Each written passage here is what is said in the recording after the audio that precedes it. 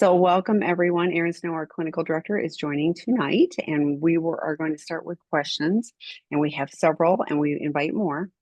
This is a good one, Erin.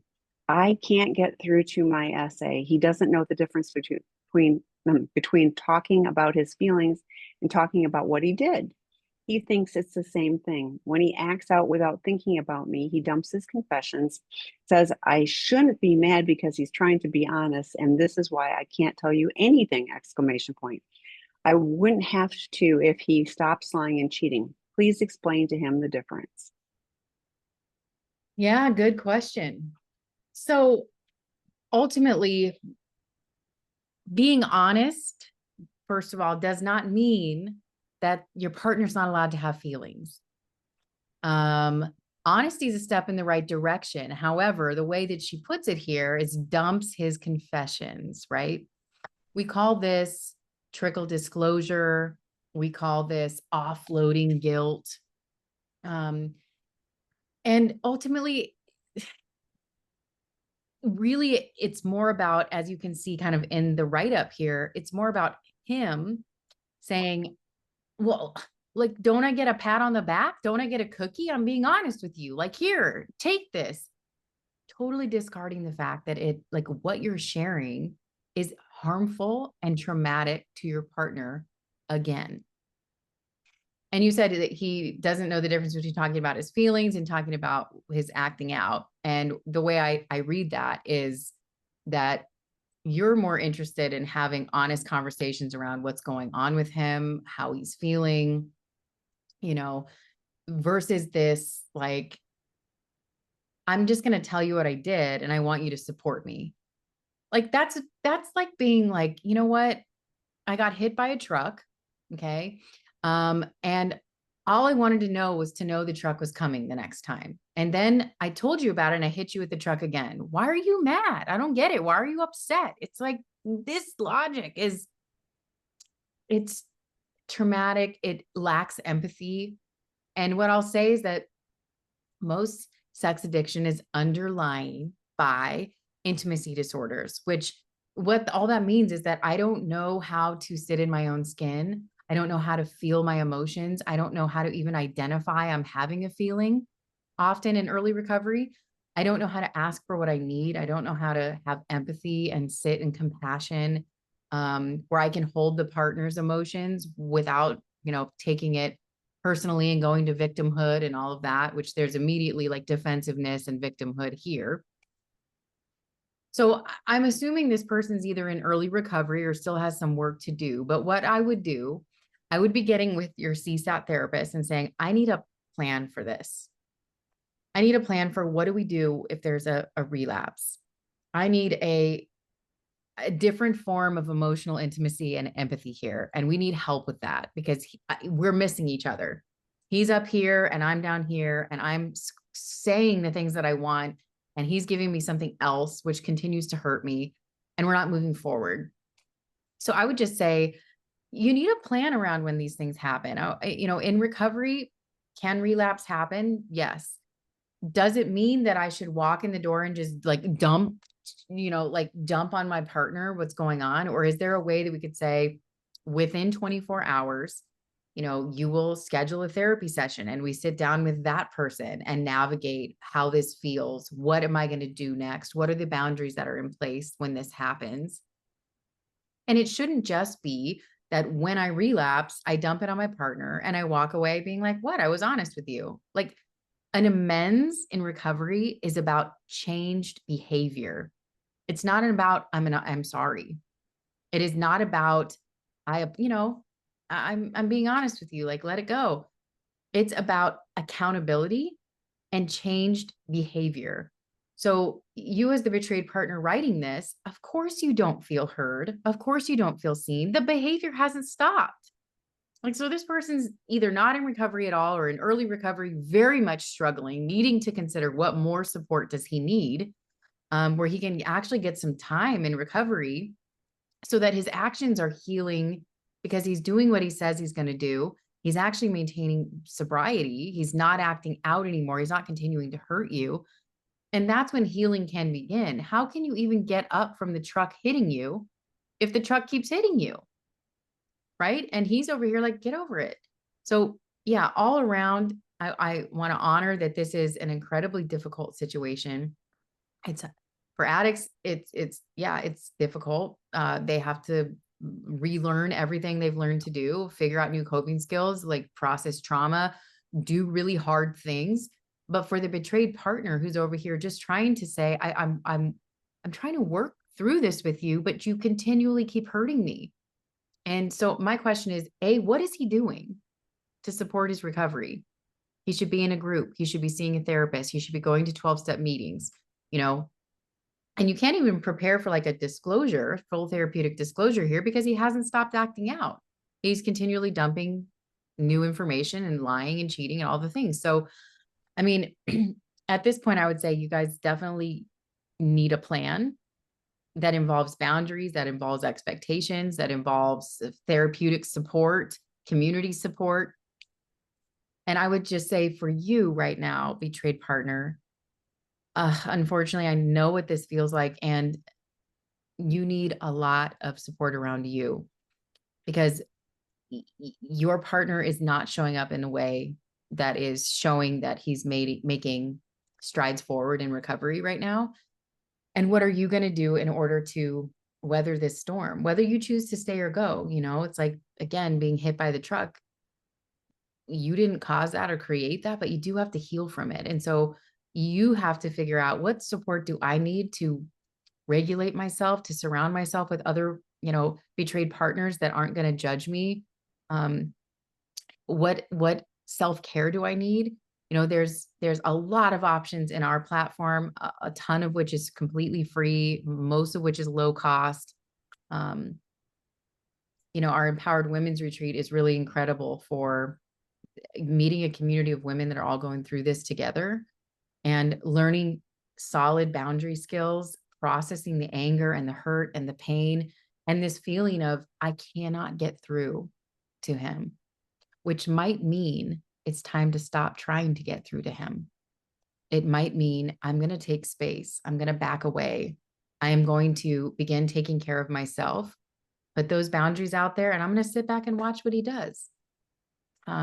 Everything he chooses to do is data. I always say, like, put that rock in your backpack, like put that data back there, and every now and again, open it and see, is there evidence for healing or evidence for hurt? Like, where is this headed? So I'm really sorry that you're going through this, and I'm sorry that you're in this experience. And I hope that he finds true recovery. And I hope that you find some really good support for yourself, because it's not easy. No, it's not. And I actually was going to the place where you kind of ended, and I just am pulling up the should I say or should I go? It was a series. I have put multiple resources in the chat. So I'll start with the first one, is the online work groups. And for you, betrayed partner, there is a betrayed partner work group that is specifically about, you know, talking about what sex addiction is and isn't, and all of those things, but also, you know, has some pieces of boundary work. Angela Spearman does a fantastic job with those. Second of all, there are 2 boundary work groups with Debbie McCrae. I call her the queen of healthy boundaries. She's fantastic.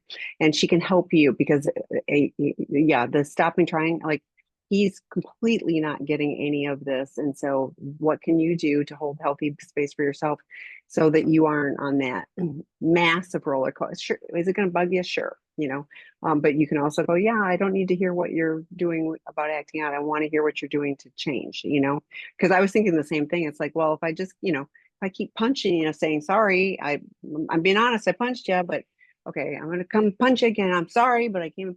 Like, it's the same thing. You guys are on a, you know, a vicious cycle. There is a work group for men, Sex Addiction 101 or Porn Addiction 101. If all of the acting out has been online, you know, that can be a better fit. Low cost psychoeducation, they are not enough. So, like, you don't pretend that if I go to that, I'm going to get all taken care of. No, that's just a starting point. And then guess what? We have a residential treatment program for guys like your husband, you know, 14, 21, or 28-day length of stay that is life-changing, not just for the person coming to treatment, but for partners as well, because all of, you know, the underlying issues, all of that stuff, gets attended to, not fixed. Like nobody leaves treatment and like, oof, got this. It's course correcting. Like we were going in the wrong direction. We need to go in the right direction. And then I did put, should I stay or should I go? There was a series and we've actually added to it now. We've got some others, but that's a good starting point for both of you. Like, the first one is, question, do I even like this person? Do I see a future? Like all of those things. Mhm. How into the relationship are each of you and what are you willing to do? But no addict changes until the pain of change is less than the pain of staying the same. Right now he's going, sorry, no. So I told you, like, why are you mad at me? And that's just painful for partners. So like Erin said, you taking care of you, Empowered Women's Retreat, the drop-in groups, the codependent aligned drop-in groups, free podcast. We've got all kinds of resources, but you getting support and having a tribe of people that'll help hold the space for you so that you can hold on to those healthy boundaries. I learned with Debbie McCrae internal boundaries, like that term. And it's like, if I'm betraying myself, like that is, I absolutely have control over that. If I am betraying myself, and I can start with that. If I hold my boundary for me, then I can't make anybody do anything, clearly I've tried. And so it's one of those where, but if I'm taking care of me and doing what I need to do, and living in my integrity, I'm good. And what people choose to do with that, I have no control over. So sex and porn addict here. 12 months since D-Day, seeing a CSAT, multiple 12-step programs. I'm aware of my abusive behavior, and today my CSAT and I have a discussion about Darvo. However, my question is more so centered on my betrayed partner. At what point does she go from expressing her emotions firmly to being angry and upset to going too far and potentially verbally and emotionally abusive herself? Yeah, well, good question. Absolutely. And first, I want to say thank you, for asking the question, and also be proud of yourself for the work that you're doing and that you're engaging with, good recovery. So addicts get to have boundaries too. And this is something we talk about in treatment a lot, that toxicity, whether it's coming from, no matter whose side it's coming from, isn't helpful in serving the relationship. Yes, betrayed partners are angry, they're upset, their whole reality has shifted. And I ask that you give her the same grace she's given you, in understanding that she's not always going to be able to regulate herself. She's not always going to be able to perfectly package the way that she feels. However, it is okay to set boundaries with verbal abuse from a betrayed partner. It is okay to say, hey, I want to be a place to hold, your pain. I want to help you heal. And when we're at this level of escalation, neither one of us feels good about this, and we're not productively moving forward. Can we take a break to cool down and come back and try this again? I don't want to abandon you in your feelings. And it's not okay for either one of us to call each other names, scream, yell, throw things. Like that's not okay.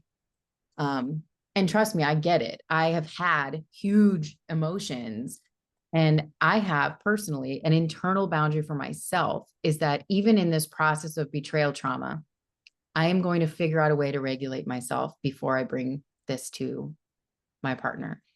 Not because I don't deserve to yell and scream and call names and throw things, but it's because that's not who I want to be. That's not who I am. That's not who I show up in the world as. That's not what I value in terms of communication. I don't care what's going on with me. And so this is a tough one, because we do have a betrayed partners that are like, well, he did this, I'm allowed to do whatever the hell I want. And like, that's not actually true. That in this process of healing, you have two choices. Like, you can yell and scream and call names and, say all the things and further divide the relationship, or, work on. And again, she's not perfect and she's going to need grace. She's given you a lot. How can we navigate what, like Debbie McCrae calls it, fair fighting rules, right? So like sitting down when we're not fighting and we're not in those big, big emotions, and saying, let's come up with some fair fighting rules for when there are big emotions on the table. Can someone call a timeout? And the rule with the timeout is that the person calling the timeout has to give a time for you to come back and complete the conversation. But you will have given yourselves enough space to kind of regulate and bring the temperature down. So there's options, there's tools, there's ways to communicate. But yeah, both parties have rights to set boundaries here.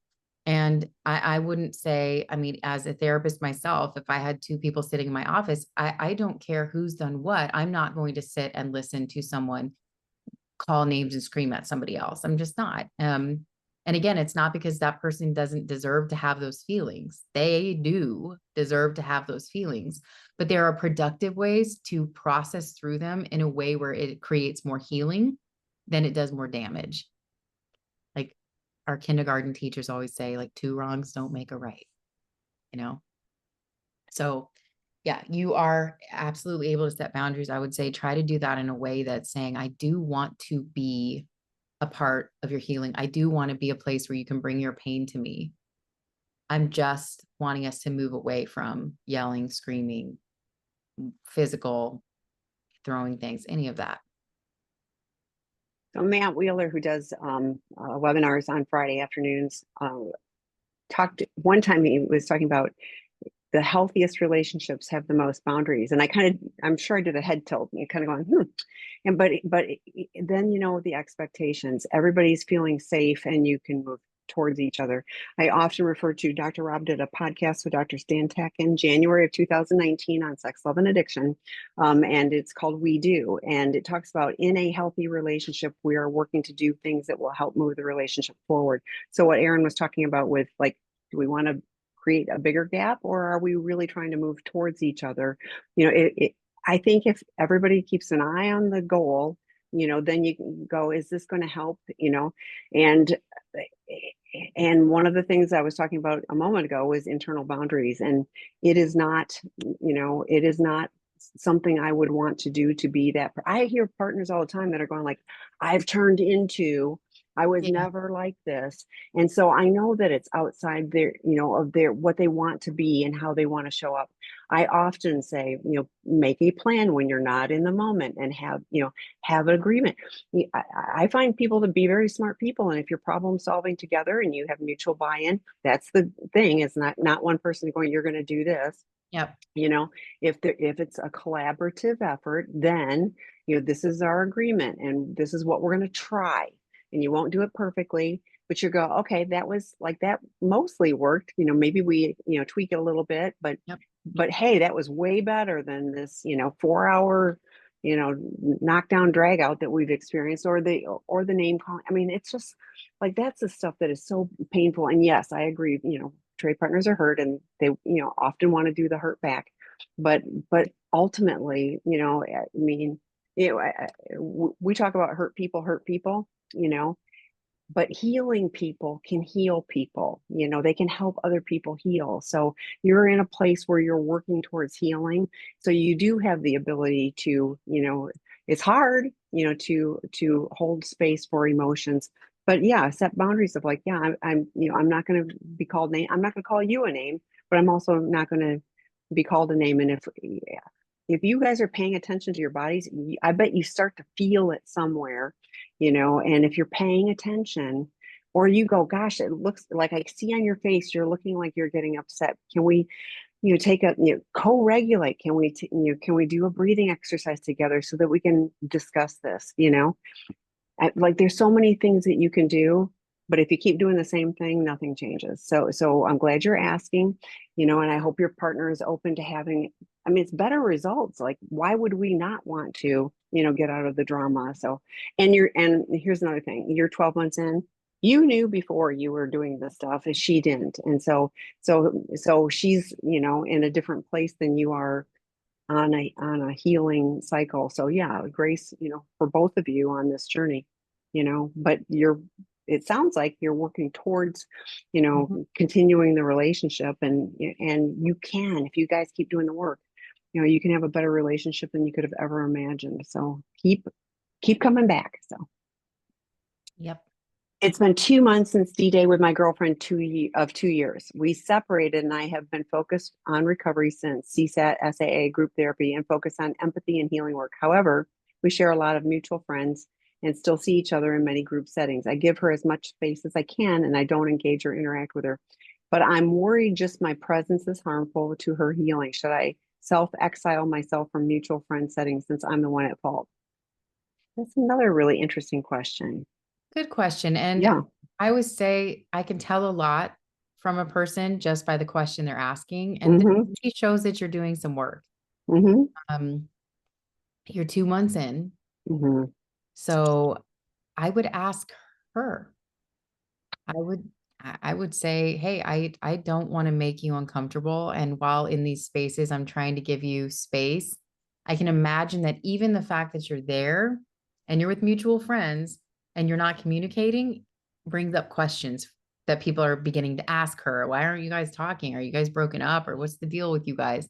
Um, so I would say ask her, hey, I don't want to make you feel uncomfortable. If you would prefer that, I check if you're going to be somewhere that our friend group is going before, and I, take the next 30 days off just to give you your space and allow you to be in those spaces without feeling uncomfortable, then I'd be willing to do that. I think that shows something. And the fact that you're asking here. Um, I know it's challenging, like especially in separations and divorces and breakups. It's like you built a life together. And so obviously when that life kind of goes this way, there is that collateral damage of communities you were part of, places that, you used to go together, friend groups that are all couples. It's hard. But I'm wondering too, if you could ask some of, maybe the male friends in the group if they'd be willing to do some things with you by yourself, right? Let's all go golfing on Saturday. Let's, like, you can create other social experiences that aren't just like we're all going out as a giant group and therefore it's awkward for us. So be considering too what you need to do for social support. I don't want you to give up, you know, all of your friends and all of that, but maybe more individual type hangouts, or maybe just like the dudes going and doing something together would be an option. But I think ask her, she maybe on some level she doesn't mind and maybe is comforted by seeing you across the room. I don't know. So don't make the assumption that she's uncomfortable, but I would say ask her if you're on speaking terms. And I just want to tag in. I'm really glad you're on the path and great you got a 60-day chip, and just remember this is a journey and just keep moving along on the process. It's got, speed bumps along the way. And the opposite of addiction is healthy attachment. So you do want friends, you want connections. And so hopefully as you're leaning into the 12 step and things, that you're also gathering other friendships, that can be on that recovery journey with you. Okay. I am the betrayed partner. I presented my husband with a post-nuptial agreement and he has flipped out and is refusing to sign it. I'm so dysregulated and I was triggered with his response and responded in a way that I'm really disappointed in my reaction. I cannot believe that the one peaceful thing he can do for me at this point is give me financial peace. He won't give it to me. Why do I keep allowing him to get under my skin? The trauma has caused just that he has caused just won't go away. Yeah, I'm sorry. And you have the little tears emoji. Yeah. So the reason why it triggers so much is it's just one more time being abandoned in the relationship. It's one more time asking for something and him looking at you and knowing it would help and just saying, nope, not doing it, refusal. So I understand why it's painful, and I understand why you got triggered and responded in a way that you didn't want to respond. I would say you have to, ask yourself if this is a deal breaker for you. I think we all have different thresholds in terms of what is a non-negotiable and what is something I'm willing to work through or negotiate further. Like, would there be different terms you would be willing to work out? Or is it like, no, he went behind your back, I imagine, and spent money.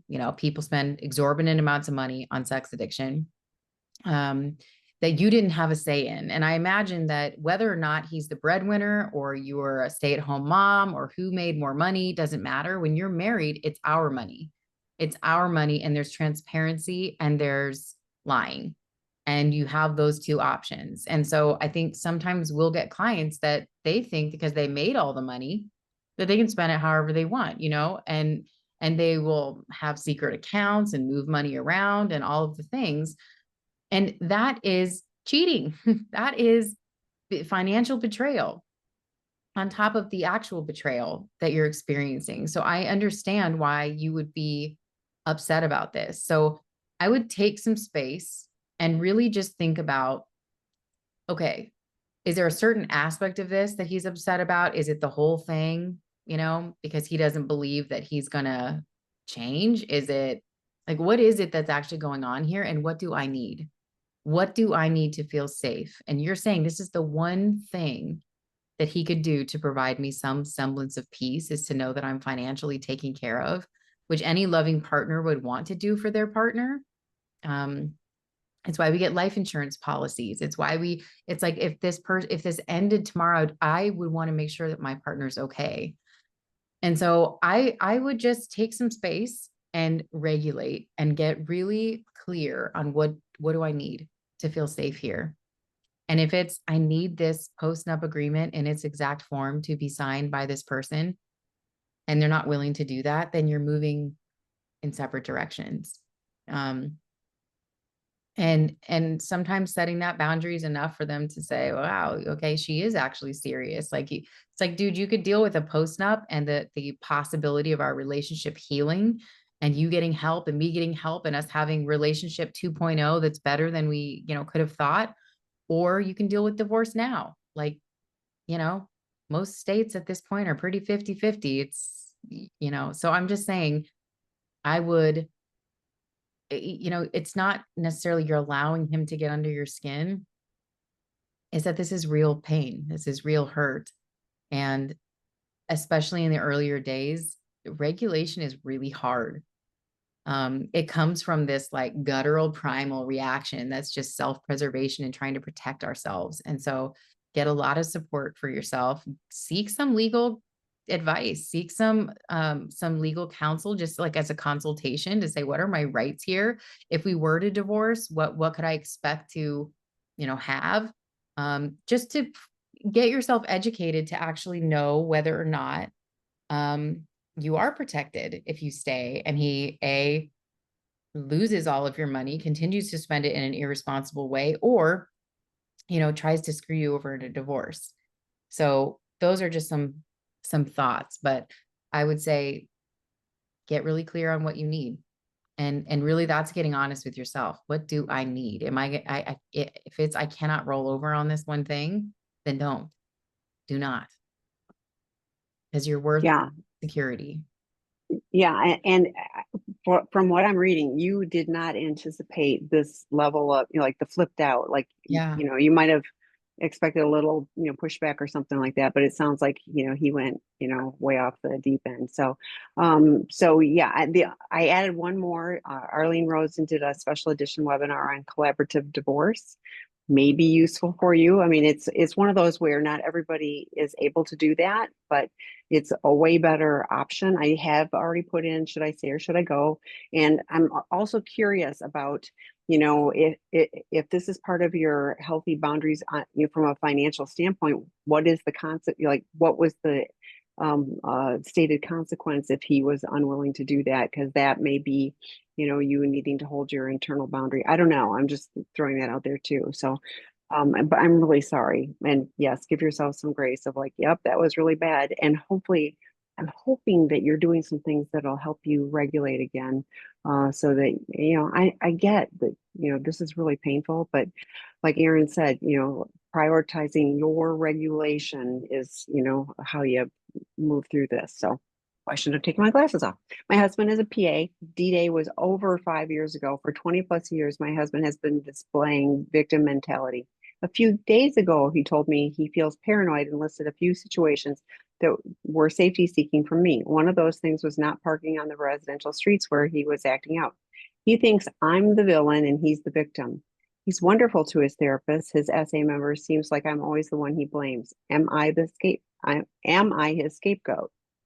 Yeah. Yep. I was gonna say, absolutely. Yes. Um, I mean, it's always hard because we don't have all the context, right? To like read into what's going on here. But if I take it just at face value, um, he's been acting out for 20 years, and yet he's paranoid over your behaviors, which, like you said, safety seeking for you. Um, and it's interesting because he's a porn addict, but he's not parking on residential streets where he's acting out. So that leads me to wonder what the hell that's about. Anyways, I um, was too, because like I was like, is he looking at porn or is he looking in people's windows? yeah, Like or visiting something he shouldn't be visiting, or that's true. yeah. Yeah. Anyways, so that part was interesting. Um, you're not the villain, and he's not the victim. Again, both parties have rights to have boundaries. Some boundaries are reasonable, some are absolutely not. Um, and I always say that for like safety seeking behaviors, for those who don't know, are behaviors that kind of quell the mind's anxiety over needing more knowledge. So sometimes that can look like going through your partner's emails, checking the financial accounts, going on social media. We've had people go as far as to create fake accounts on social media and try to like trap their husbands. We've had, um, you know, planting cameras and watching them all day. I mean, and we don't advocate necessarily for spending all our time in safety seeking behaviors because it keeps you in a state of dysregulation. And I understand it because the brain is not very helpful in trauma. The brain is saying to you, the more knowledge you have, that is how you'll stay safe. If you know at every given minute that this isn't happening to you again, that it can't happen to you again, and that's just not true. We know that. However, um, I have to wonder what's he doing in his recovery that is leading you to feel safe. Because if he's showing up as the victim every day and you're the bad guy and then he lacks empathy. He lacks the ability to hear you and see you. And I would be saying that that gentleman should probably be coming on down to Los Angeles, California. We have a program down here, because a lot of our clients kind of start this way. I'll be honest, like that, it's a defense mechanism to go to victimhood. It's a really great way to gaslight the other person into thinking that they're the wrong one, but really, it's a defense mechanism against feeling shame, feeling the true weight of the wreckage we've caused. So we go to defense, victimhood, gaslighting, manipulation, shutting down, all of those behaviors, and yeah, it's not right to constantly blame you for his unhappiness like that. No, yes, you're the scapegoat, and no, it's not okay. Yeah, and I'm sad that you even had to ask that question, I mean, like that you're sitting here going, am I his scapegoat? Yes. Yes, we're reading this and going, yes. And I'm also sad that he's wonderful to his therapist. I don't know when the last time you had a session with him and his therapist so you could give the the collateral information. But that might be something that would be good to do as well. Like I know he comes in and is telling you good things, but this is what I'm dealing with at home, that would be useful for his therapist to know because I mean, clients lie to their therapist. We know that. So, but if there's no accountability, even like in the 12 step meetings I go to, if I was going and blaming everyone else, somebody would be calling me on that and going like, yeah, I mean, that's not what the program's about. So that he's either picked really unhealthy meetings, he's not working the steps. There's a lot he's not doing. But I'm going to flip it back to you. What are you doing so that you're taking care of you? And I just put the Empowered Women's Retreat in the chat, and the Boundaries Work Group, that's online. And Debbie McRae is super helpful. That may be useful for you too. But you've been doing this for 20 years, but let's say 5 years. You can do this for 5 more years or 20 more years, or when you've had enough of this, then what do you need to do to take care of you, regardless of what he's doing? He can blame you and call you a billion. I've been there, done that. And you know what? It doesn't mean it's true. And I'm going to take care of me regardless of what other people are saying or doing. So, Mhm. Okay. This might be an odd question. I'm seeing a therapist who I realize I'm attracted to. Nothing will or could ever happen, but I do find them physically and emotionally attractive, likely because they allow me a safe space to be myself and explore my trauma and wounds. Is this grounds to terminate our therapeutic client relationship, or is this something that can exist while maintaining a therapeutic relationship? I have not told the therapist this, but I'm seeking your professional advice. Thank you. This is common. So thank you for asking this. This doesn't, people don't fess up to this one very often. This happens all the time. So Erin? Well, a great question. Yes. As a female that works with men, in our treatment center news, we encourage them to be honest about this right away. And it does come up, and it's not always just like, oh, you're attractive. It's like, oh, your nails remind me of this one acting out partner, or your hair reminds me of what. And so what I'm noticing is that they're objectifying pieces and parts of me, which I expect working with male sex addicts every day. And my response to them is one of two things. Yes, you pointed out one of those, which is that it's really easy to find someone attractive when all they do is, and I'm not always easy, I'm pretty confrontational, but like that shows up and is here to support us, and you don't know anything about me. For all you know, I could be crazy. I could be batshit crazy in my personal life. You don't know. I'm showing up in a professional role, which is, especially for addicts, like the fantasy around, well, this person's so nice and so kind. And so, it's like, you don't actually know me at all. This is my professional role, right? The second piece is that objectification is actually a defense mechanism in a lot of ways, that pulling someone into kind of pieces and parts, it's like a way of dealing with intimidation. It's a way of dealing with not feeling it's like, if I am a bunch of parts, then I can't be this human in the room that actually could impact and call you out and help you move somewhere else. And pretty quickly, I find that the guys that started that way are able to address it and deal with it. But I would be honest. I don't know if I'm assuming you're the addict. That'd be great if it was the betrayed partner. But anyways, I'm assuming you're the addict, and you have to be conscious of your partner's feelings too, that may or may not feel comfortable with you moving into talking about your attraction with your therapist. So it's just something I'm putting out there. But I personally appreciate it when people are honest, because then you can navigate it. Then you can decide, is this too much of a distraction? Is this fantasy based? Let me help dispel the myth for you that, I'm just showing up trying to help you move forward. And yeah, there are cases where clients do move on because they are really struggling with like their minds going somewhere it shouldn't go. But I am a vote of confidence for being honest in this situation and seeing if you can navigate through it, especially if this person is, what's most important is a qualified professional. Thank you. That's what I was thinking too. Yeah. Move from where you are to where you want to be. Yes. A generalist therapist, this is going to be over their, over their skill level. So, but a CSAT trained therapist, yeah. And it doesn't matter what they look like. I mean, it can be the most grandmotherly looking, and I mean, it can be anything, but like Erin said, in treatment centers, like open-toed shoes are not allowed. And I'm thinking, well, open-toed shoes are allowed in the real world, Yeah. But it's one of those things where like so trust me, you're not alone. This is, and it's the elephant in the room. And if it's interfering with your ability to really lean into the help that you need, I absolutely, talk about it. If you have to move on, that would be sad. I'm really hoping you can work it out with this person. But I mean, this is what is different about the recovery world. We have to be honest, about what we're thinking and to ourselves. We can't tuck it away. But I'm really glad you brought that one to us.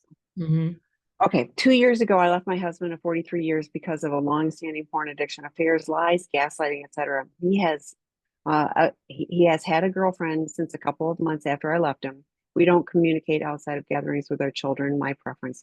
My husband's sister, who I've been friends with for 47 years, is at a cottage here for a couple of weeks. She has offered to meet me for a quick coffee, but we'll be having a family barbecue for everyone. But since the girlfriend is going, I'm not invited. I'm feeling quite hurt and resentful of this because I want to be with my family at these times. I'm trying to problem solve here, and I'm thinking that it might be up to me to reach out and meet this person so that we can be together at events without a lot of awkwardness. Not sure how that will go, but I might be at a point where I'm willing to try because the current situation seems to only be hurting me. Any thoughts, suggestions? Mm. I'm like, wow, that's a lot of like, thank you. That's a lot of insight of like, I'm the one that's hurting and you're willing to reach out. Like, I'm, I'm honestly impressed. So I'm impressed too. Um, because this is being the bigger person times a thousand. Yes. But what I would be focused on is my kids, Mhm. that I don't want them to feel like guilt because I'm left out. I don't want them to feel guilt that I can't come to this thing or anything. And I also don't want to put them in a position where they feel like they have to be like cold or standoffish to this woman. Because the truth is, you left, right? And for good reason. And likely, if he doesn't get help, don't worry, she'll be in your same boat at some point soon, if she's not already. Um, but I do think that, I can only speak for myself that I would want to know um, who my children are around. I would want to know who this woman is. I would also want to express that she's not the enemy here. Um, yes, he moved on, and but it's not her fault that they're dating. He's the one that hurt you, and so I think just woman to woman saying, "Hey, I'd like to break the ice. I'd like to meet you and get to know you a little bit. I don't want it to feel awkward at family events and things like that. I don't want everyone else to carry the burden of a marriage that ended between me and my ex-husband. I want us to be able to be in the same place if you're comfortable with that, and see where it goes from there. If she's as mature as you are in this moment, that she would welcome that.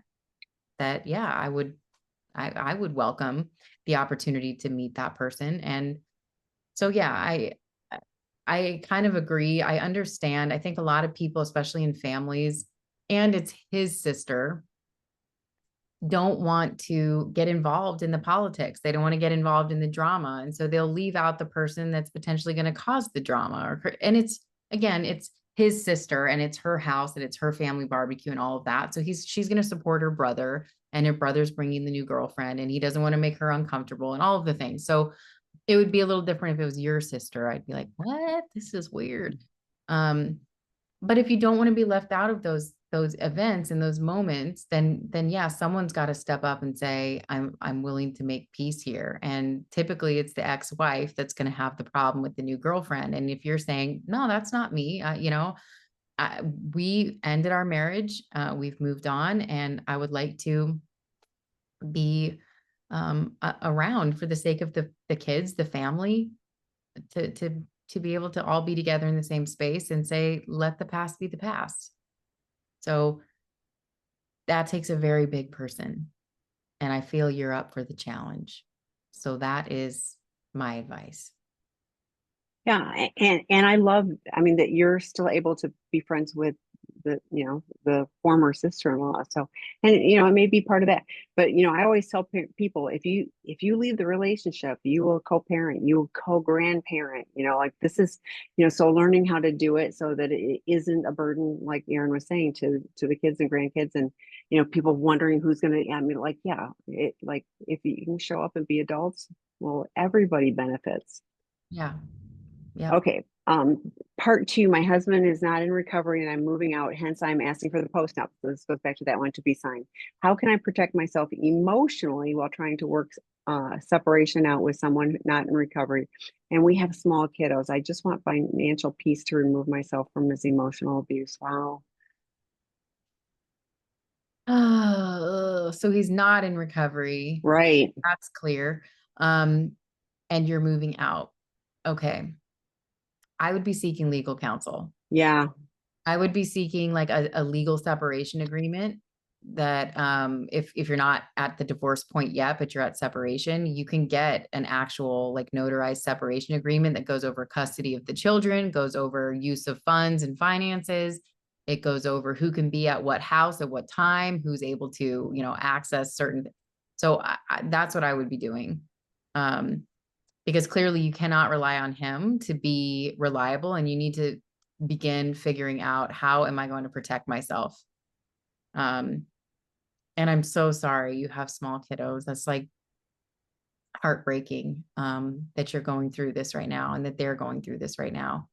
However, he doesn't have to agree to financial peace for you to have financial peace. Just saying that. Been through this before, and you can actually seek legal counsel for a legal separation agreement.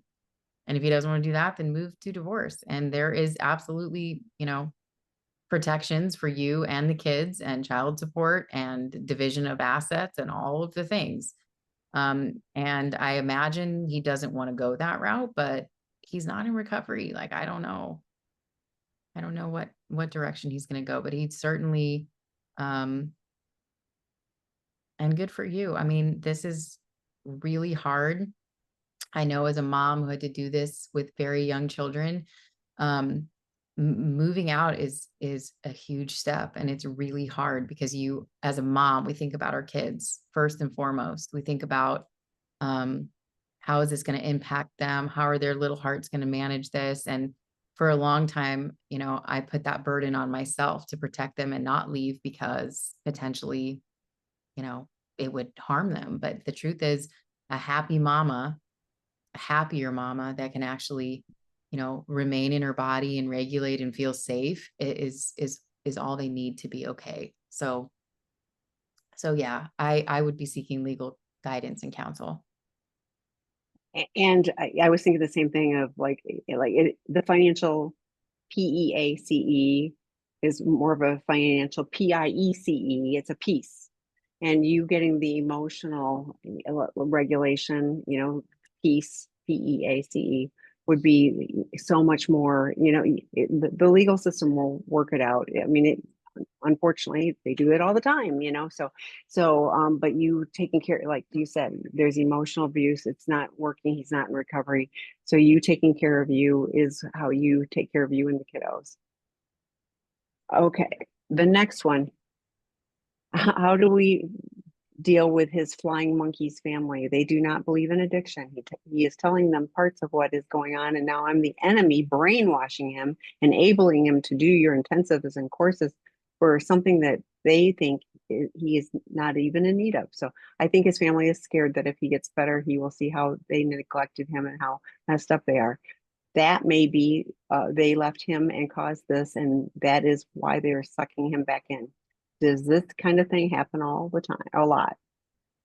And I'm going Yes, it like all does. the time. So yeah. So Yeah, because where do you think some of our gentlemen learned their dysfunctional behavior from? Typically, it's like they've got an enmeshed mom and a dad that was doing the same thing, and a bunch of boys will be boys. And, I mean, we recently had clients that multiple at the same time were like their brother and dad kept their secret and was like, what, you don't have a side piece? You don't have somebody on the side? That's weird.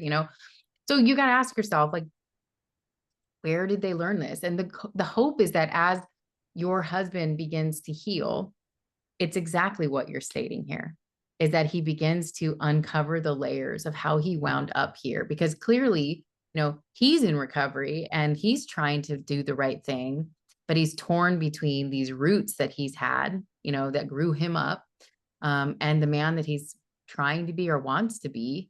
And I would also say, like, it's none of their business. Like, maybe tell them less. Don't tell them about the intensives. Don't tell them about the group. Like, there's no reason. I would say our sexual behavior is between two consenting adults. It doesn't need to be blasted out to the whole family. I mean, certainly you can say, yeah, we're dealing with some marital issues and we're working on those things, and, it's serious and whatever. But yeah, you're the family scapegoat. because especially in families where there's a lot of enmeshment and dysfunctional behavior, anyone who tries to change the system gets blown out. Like they will come for you. And that could be narcissism, that can be personality traits, it could be just long term, like don't talk about what we've done, don't talk about our stuff. That anybody who tries to heal and the one who speaks up for the wrongs in the family is like obliterated.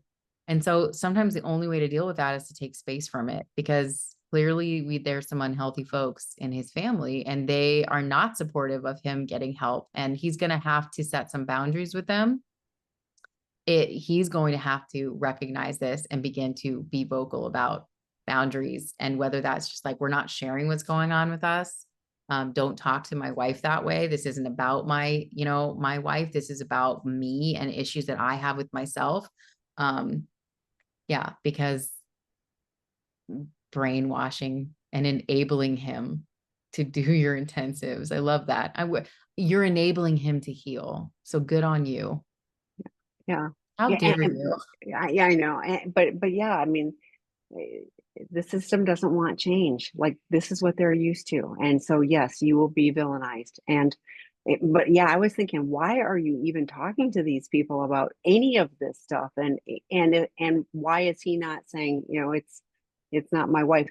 But there is a little bit of like, like holding the space so you're not blaming them, because that will just cause a bigger divide, but just recognizing this doesn't happen in a vacuum. And guess what? They didn't get what they needed as kids, and their parent, I mean, this is probably generational stuff. And so you too are working on stopping it. So it's going to be a big shift that, I can only imagine what the greater family events are like with all of this stuff. So you guys are doing good. Separating maybe healthy boundaries for the two of you, or like, we're gonna be over here, we're gonna find new friends that are like on a different path, we're gonna do things that we like to do and get off the crazy train. So okay, next question. Addict partner here. What are specific examples of verbal abuse by the betrayed partner? Oh, that can be a litany of things. So Yeah. So, all right. I'm trying to avoid getting slaughtered here. Okay. So I think that passionately expressing your feelings, I'm not going to go with verbal abuse there at all. I've had a number of different cases throughout the years where, you know, I'll bleep out the cuss words, but like, you know, consistently when they're dysregulated, being like, you mother effer, you probably F children. Like, I mean, like character assassination to the nth degree. So using, cuss words, language, going for the jugular. Like, let me figure out the most painful, horrible thing to say to you right now. And I'm going to say it and I'm going to make sure you hear it. And, yeah, that's not helpful or healing for anyone involved. So yeah, name calling, screaming, definitely anywhere a child is in the house, and overhearing that, saying things like, your daddy's a bad man, he does bad things, things like that, parental alienation.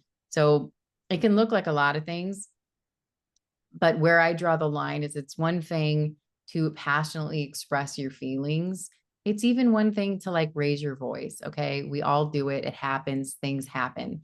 But when you are going to the point of character assassination and you're going to the point of yelling, cussing, screaming, that's verbal abuse, no matter how you package it. Yes. Any other well, examples you'd like to throw in there, yeah, Tiffany? I'm trying to think how I can say it, but you are a piece of shit. You are so horrible. You should just die. I mean, I hear Yeah, this we stuff, hear this too. Yep. yeah, but I think anytime when it's you are, so horrible, rather than gosh, your behaviors have been so hurtful and painful, when there's no separation between, you and, like Erin said, you're going for the jugular of, like the intensely hurtful, shaming things. And like I said earlier, what is the goal? If the goal is to just, crush somebody and make them try to make them feel as horrible as possible, well done. If the goal is, gosh, I want to heal because this pain is so awful, and I want us to be on a different path, then we need to change what we're doing. So and yes, the dysregulation happens, and if people are working on moving forward and things, hopefully that's really calming down. You're going like, I'm getting ready to say something and I don't want to say that, so I'm going to time out. I'll be back in 20, not abandoning, just need to go regulate, and you know what, and level up. I say this all the time, if this is a topic that is too hot for the two of you to handle, get help, get the qualified help. This is tough stuff, and if we are, I mentioned the webinar earlier, but in a healthy relationship, we are individually healthier, physically healthier, emotionally healthier, happier, more like everything good in a healthy pairing happens. In an unhealthy relationship, the opposite is true. So why would we not want to work on being healthy, and getting the benefit of it personally, as well as having that other person who we are in a relationship with, we must love them on some level, so it is challenging because I know the people that we are in the closest proximity to, that we love and that love us, we can just, be relentlessly nasty, and that's our pain talking, so if we get the pain out in other ways that are more productive so that we can start to let that go, then we can show up and say what we really need, without um, scorching the earth. So and it's not good either way. Like it doesn't help either way. So okay, let's see if we can get through this next one. Are there webinars available or being planned on how a man overcomes his looking out? Oh, this goes from this goes from 2 to 3 glances to leering to objectifying and even following them. He's been in therapy for a year, and PAA has a sponsor. This has been going on since 2021. Online porn was discovered in 23. This is our third try at reconciliation with lots of promises, and that he is over the online and over the looking out in public until he isn't. This is a boundary that he doesn't even have to double look, much less take it further. Why can't he stop? He has the tools. He knows this destroys me and yet slips. How many slips is he allowed? How many slips means relapse? This is a lot of questions. I don't fully understand this hurtful behavior, and it has been struggling for years. I have 2 therapists plus doing holistic forms of healing, yet we are still here. Me going into a rage while he deflects. His next stop, seeking integrity residential treatment program, because you're right, he's done a lot of stuff, and this isn't, he's not even in recovery. If this is happening all the time, there's no recovery. This is just the cycle of addiction. So that would be, active addiction. So this is really painful for you, and I'm going to beg you to get the help that you need so that you aren't going into that rage. Your emotions are being negatively impacted by his, really poor behaviors. But based on yes, he's got the tools, but from what I'm hearing, he doesn't know when to pick up, the hammer, and when to pick up the spade, and but he just doesn't know. And it's been going on a long time. And this is way deeper than that. So a higher level of help for both of you. Like, we have a family specialist that works with partners, but you getting the help so that you are not rageful, that destroys, that physically causes, harm to partners when they're in that, elevated state all the time. That's not good for you. So that's my thought. I'm sorry, but No, I was going to say the same thing. Whenever I see that someone's done a lot and still like can't stop certain behaviors, it tells me that it is layers to it. It has longer standing layers than what is on face value here. And so I think that if he can't stop and he's doing all of this other work, then residential treatment might be a great option to unpack what the heck is going on here. Because like you said, it, one or two glances, okay, well, then recovery can take over at that point. I'm using the 3-second rule. I am immediately picking up the phone and texting or calling someone else. I am contaminating whatever fantasy it is, whatever. There's a bunch of tools. But going to the point of leering and objectifying and following somebody, that's like offender behavior, right? And so I would be seeing whether or not, yeah, residential treatment is a good option for him, because then we can at least unpack, where did this come from? What is it even about? What is preventing, what are the barriers that are preventing him from actually being able to sort of like put this behavior into recovery?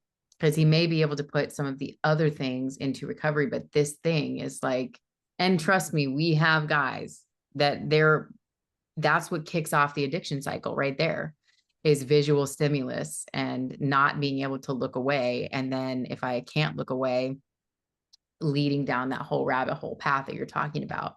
And it makes people uncomfortable, but most importantly, you don't feel comfortable, and you don't feel comfortable in public, and you don't feel comfortable going places with them. And yeah, it's almost like their eyes have no control. So I'm glad that you have 2 therapists and are doing some holistic forms of healing. That's amazing. Because yeah, I can understand that it's this feeling of like, when will it ever stop? When will it ever end?